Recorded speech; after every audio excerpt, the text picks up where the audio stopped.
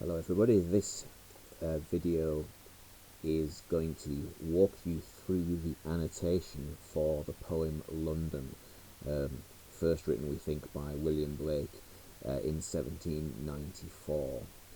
Now this video is designed as a sort of companion for the context video which I've also uploaded, and that covers the context for this poem and also for Ozymandias and the extract from the prelude, which were all written about the same time and against much the same historical backdrop. I'll take you through the poem as a whole, and then at the end there are a few issues that I'll draw your attention to. Obviously we'll need to be annotating this as we go, and then at the end of it you'll need to make sure that you've got some points clustered, which I will give you to fill in. And also you'll need to make sure that you collated the necessary information about form and structure for the poem. So let's then now begin with a read-through. The poem begins like this. I wander through each chartered street, near where the chartered Thames does flow, and mark in every face I meet marks of weakness, marks of woe. In every cry of every man, in every infant's cry of fear, in every voice, in every ban, the mine-forged manacles I hear. How the chimney sweepers cry, every blackening church appalls, and the hapless soldier's sigh runs in blood down palace walls. But most through midnight streets I hear how the youthful harlot's curse blasts the newborn infant's tear, and blights with plagues the marriage hearse.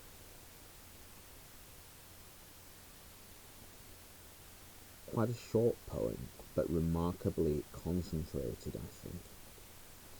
It's worth noting, first of all, the fact that this is written in iambic tetrameter, which is to say 4 iambic feet, so didum, didum, didum, didum, 8 syllables per line. And what that gives it straight away is a slightly more condensed style than iambic pentameter. Although it's only 2 syllables left, this is a remarkably concise, almost a clipped poem that really manages to sort of capture this extraordinary intensity of William Blake's condemnation of the London and by extension the England in which he lived. Similarly also, I would argue the 4 strict quatrains here, these 4 very regular stanzas, I would argue that the control that they represent relate to the theme of sort of control and repression which is explored in this poem. For example, the repeated reference to chartered. Now, as a point of vocab, chartered means something which has official government license, something which is allowed to exist. And so when Blake uses that on the first and second lines, the chartered street, the chartered Thames, this idea that the streets are only existing because the government permits them to, and even the Thames, this great old river of England, is only existing because the government allows it to.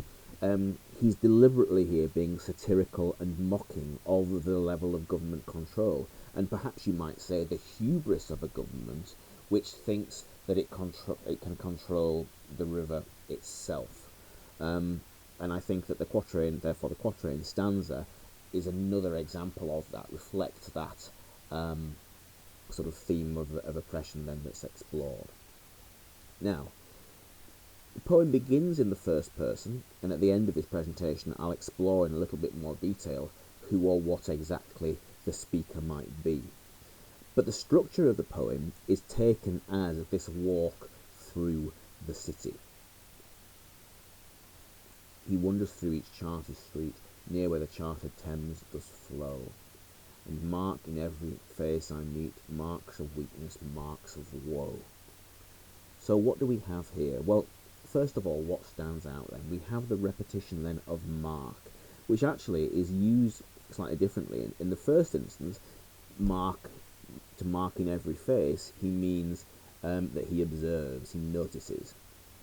But on the second and the third instance is he's talking about the mark as a noun, meaning the actual effects of the suffering that he sees. The fact that that's repeated emphasizes the suffering that people have, and it's represented physically, perhaps as a metaphor, but clearly he means it to represent not only physical suffering, but that he can see people's spiritual or psychological suffering expressed in their bodies. It seems hyperbolic, but it reflects, I think, the strength of his feeling and the sort of the savagery of his criticism of the society at the time. You've also got the alliteration there of weakness and woe, which emphasizes again the suffering we're talking about, and marks of weakness, marks of woe, that's also then anaphora, isn't it? The way that those two phrases follow the same structure, and the fact that it's the marks that are fronted in this, again, emphasizes the impact, the damage that this has. So, deceptively simple, I think, this, but as you see from that, there's a lot that we can unpick. It continues then for the second stanza. In every cry of every man, in every infant's cry of fear, in every voice, in every ban. 5 times in the space of 3 lines, we have the repetition of every. So again, we have the emphasis about the fact that this is not simply suffering that affects parts of society, but the whole spread of it. And in fact, if you go back to the first stanza, you have a 6th instance of every there on the 3rd line. The suffering is everywhere, and it is inescapable. Now, in terms of the structure here, notice it begins with every man. Now, in this is the archaic sense of man meaning person, or as an old adage used to say, man embraces women unless the opposite is clear from the context. But again, everybody. But then, to hear of adult suffering is one thing, but the fact that it is every infant's cry of fear means that in terms of the sort of intensity of this poem, it steps up, because we all have this idea that somehow children are innocent, should be innocent, and I draw your attention to the ideas of Rousseau, which are covered in my other presentation about that. Children should be innocent, and yet these children are being corrupted by this rather broken society that Blake is depicting. It's meant to be worse that the children are suffering too. It's an added level of what we can call sentimentalism. The fact that he is appealing to our sort of our good natures in this. You've also got the repetition there of cry twice as well. Again, very emotive, and it's worth noting this poem is it's a very auditory one. It's a poem that really plays on our sounds. You have then things like the cry there, for example, voice on the 3rd line. You've also got reference to there in every ban, as in every law controlling what people can do. So once again, linking back to the idea of the Chartered Thames, it's another reference to people's lives being controlled by the oppressive government at the time. Oppressive, as I also said in my other presentation, because they were trying to clamp down on what they perceived as a threat of French revolutionary activity, perhaps spreading to this country, perhaps happening here. Now, the final line then, he explains then what it is that he thinks is keeping people in control, and he calls it mind-forged manacles. In other words, these are not physical, they are not real. This is therefore a metaphor. Manacle, of course, meaning sort of chains. And so what he's saying is that the nature of the control that the government exerts on its people is not simply physical. It is, as it suggests, mind-forged. It's psychological. It is that kind of oppressive control over people's hearts, not merely their bodies, which in a sense makes it all the more sinister, you might argue. And again, you've got the alliteration of mind in Manacles, which emphasises the alliteration makes the link there to emphasise the fact that they're not real. It's the mind part that is that we're drawing attention to.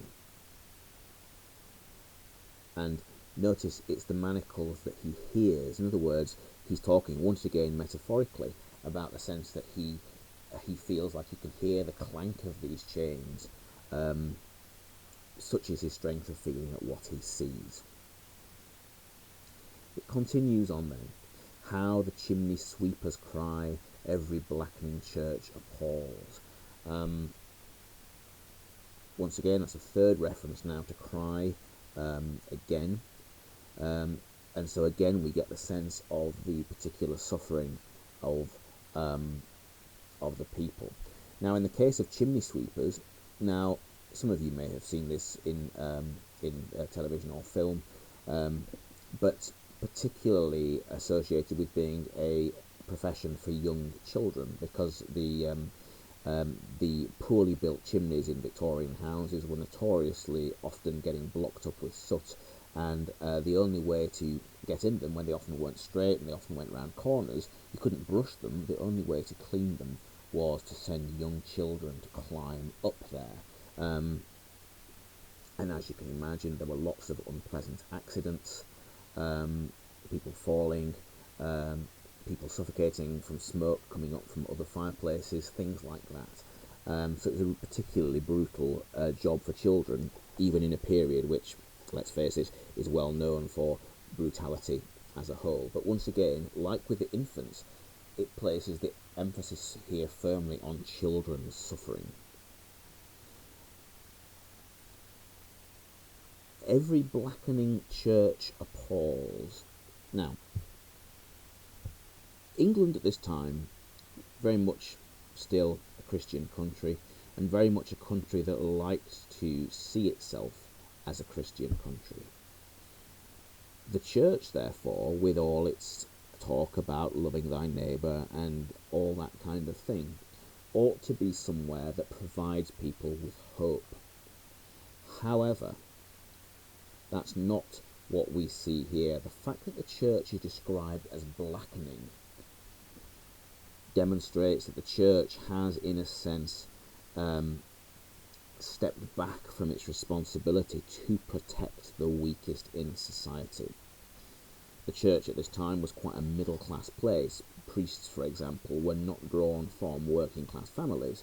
Very often they were, for example, younger sons of richer families who would not expect to inherit wealth, but who would have had a good education and would go into the church knowing that it would provide them with a good income for life.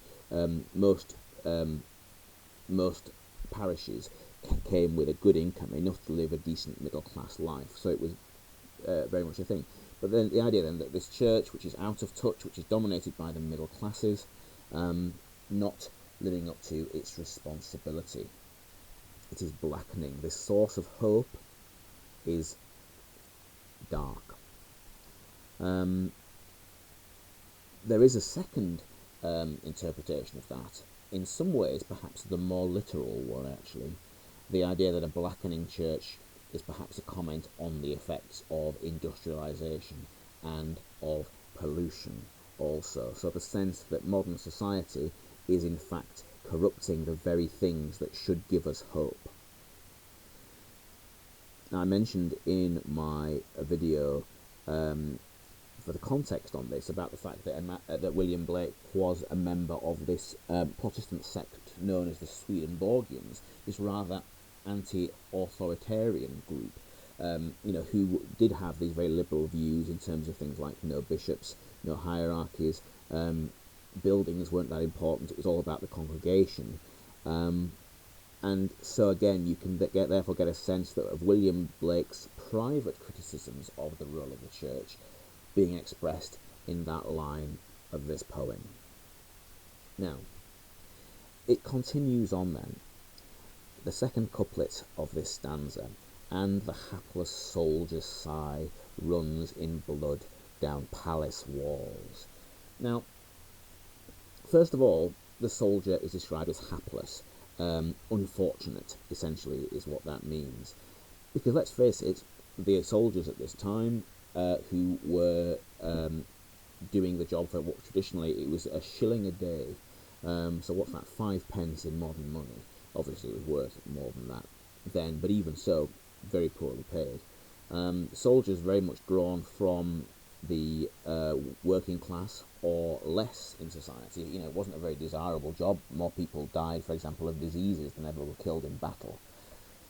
So it's a reminder that the soldier is another poor individual, just like these other ones that's been described.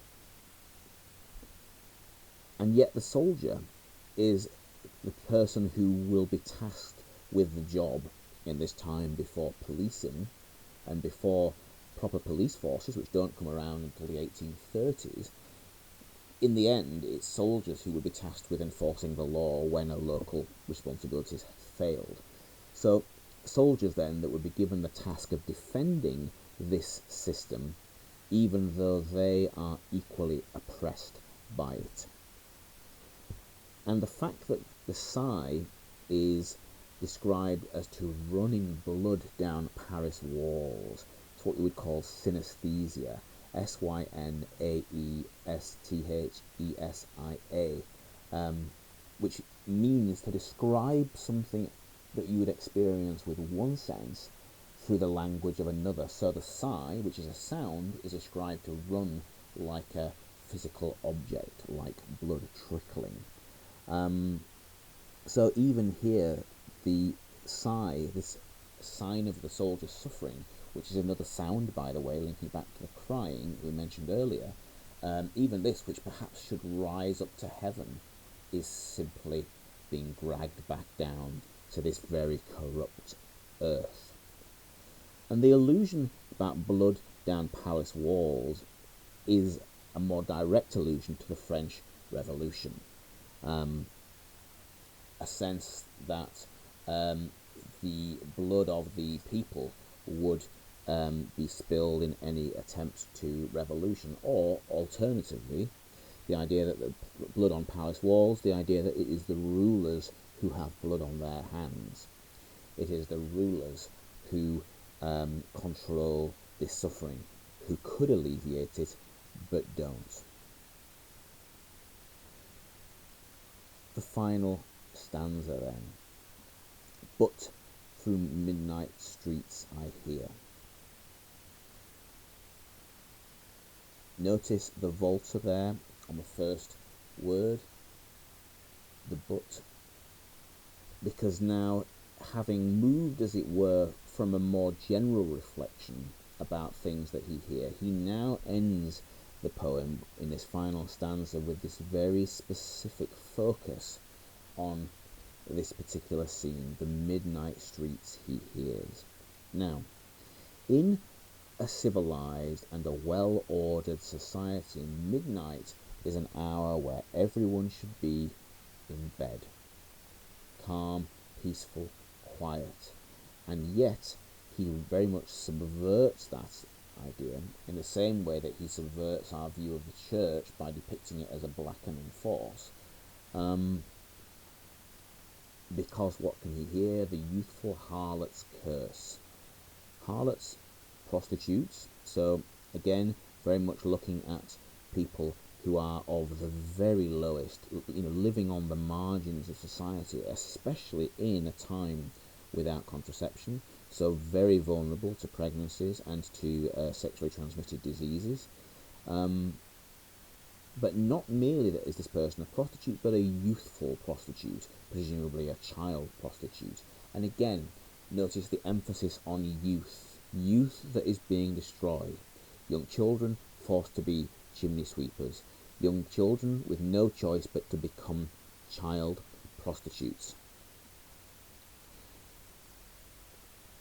And their corruption is demonstrated not merely by that, but the fact that a curse comes from them, just demonstrating how low they are. Again, you can link that curse back to the other sounds we've mentioned. So sonically, it's a very vivid poem, this one. Now, what happens with this curse? It blasts the newborn infant's tear. Now, again, a tear is a signal from a child that it is in need of comfort. And what is the best thing that this mother, who is presumably only a child herself, what is the best thing that she can do? To curse. So we are seeing this deprivation being passed down generation to generation. An infant's tear that should draw from us sympathy and comfort is instead blasted with a curse. This is a society that is so damaged by conditions that this young girl cannot find it in herself to give comfort to her own child. Such is her own suffering. Perhaps in a sense she also feels regret that she has brought another life into a world which her own experiences so clearly tell her is so corrupt, so damaged. Now, it blasts then the newborn infant's tear, and look at the heavy plosive there of blast and newborn, the way in which that is emphasized. If we're talking about plosive use, if we go back to the third stanza, you'll note, for example, the Blackening Church, the blood down palace walls, the heavy use of these plosives. It's a very heavy-handed sounding poem, this. Sonically, again, vivid, but also it's very kind of strident in its effect. What does it do? It blights with plagues the marriage hearse. Let's focus on that image of the marriage hearse itself, which in itself is seemingly an oxymoron. A hearse, of course, is a funeral car, or at this time a funeral carriage. So marriage, again, something that should be a subject of optimism and hope, is instead shown to be something which is tainted with death, that will only lead to more destruction. Just like with the church, just like with the references to children, things which should give hope give none. Even marriage itself is doomed. Now, when it says that it is blighted with plagues, on a literal level, we probably are talking about perhaps sexually transmitted diseases, or perhaps the diseases of poverty, things like tuberculosis, for example, that were disproportionately suffered by those living in cramped and unhygienic conditions. That's the literal level, but it's also more metaphorical, because the marriage hearse, future, marriage leading to children, leading to the future, is itself shown to be damaged. Again, Blake is suggesting that this is a cycle that we are trapped in and that we cannot easily escape from. The future, too, is blighted, not merely the present. In the end, for this poem, it is not simply every man, it is not simply the people who are affected, but in the end he focuses most of all on the impact on the children. And that's why I say that this poem does have that slightly sentimental aspect, the focus on the impact on the children. Now, the only other thing that I think is worth mentioning here is you'll notice that this uses what we would call an alternate rhyme, A, B, and then C, D, and so on, for each stanza. Now, the way in which that appears interlocked I think you can link that to the idea of the manacles. You can argue that the way that this rhyme is interlocked perhaps represents, in this case, the way in which people are controlled, like manacles, like the links of a chain, representing that oppression. And again, the fact that this rhyme scheme is controlled so carefully throughout, I think links back to what you were saying about the quatrain stanzas at the start of the poem. Now, what else then is worth adding at this point? Well, again, in my context video, I talked about the figure of Urizen, who was a kind of a sort of fictional deity, if you like, or a fictional personification that Blake invented of sort of reason and logic and common sense. Depicted numerous times in Blake's illustrations as an old man. But I think it's interesting that an old man who very much resembles these Urizen figures appears in his illustration for the poem. This is the original, or one of the original ones that Blake himself drew here.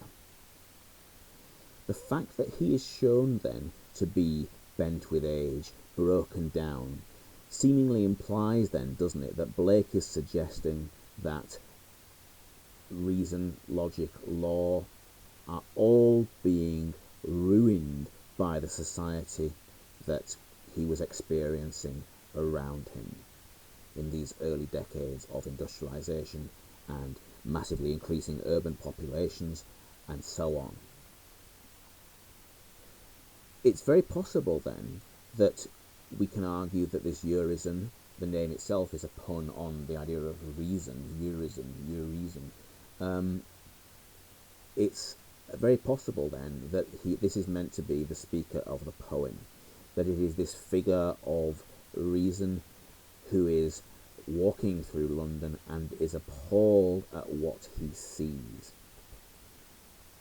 However, if we think about Blake's own remarks about the role of the poet as this visionary who, and I quote from his own introduction to this volume, the present, past and future sees, it is also possible that he sees it as Blake himself, but not merely Blake the man, but Blake the poet visionary, Blake the man who is gifted to see what others don't see. And that is also possibly the case. There are two, therefore, very valid interpretations for who the speaker might be in this poem. Now, the final thing then I think that's worth doing is to cluster some key points for this poem. The 3 points that I would cover are, first of all, the fact that Blake depicts people suffering. Secondly, the fact that Blake depicts the people as oppressed. And thirdly, the idea that even things which conventionally should offer hope are tarnished. And it would be great then if you could fill this in, both with key quotations, but also with the key techniques and the key notes that go with this. So it's a way of drawing together the notes in your annotations that you've just made. And I've done literally an example for one quotation for the first point. Obviously you'll need to do more. So for the quotation, marks of weakness, marks of woe, I've picked out the key technique there. First of all is the anaphora, i.e. marks and marks. And then what I've done is I have picked out some key bits of close analysis there. So I've said the repeated fronting of marks emphasises the damage that is being done. You know, the physical injury seems hyperbolic, but may metaphorically represent the mental scars too. Your notes can be a bit shorter than mine, but that's the kind of level of close analysis that you can engage in. Also, similarly, the alliteration, weakness and woe, further emphasises this. So what you can do now is you can cluster more quotations, both for that point and the other ones, and again, make sure that you're emphasising the analytical element of that too. You can fill that in. And that really then essentially is the points that you would be using about this poem in any situation, in any essay situation. Only other thing that's worth mentioning is please also make sure that you collate the specific notes on form and structure for this poem. Of course, former-wise, we've covered that at the beginning. Structure-wise, in the end, it's structured as this journey, this exploratory journey. So, thank you very much indeed for your time, and I hope that you have found this annotation to be useful.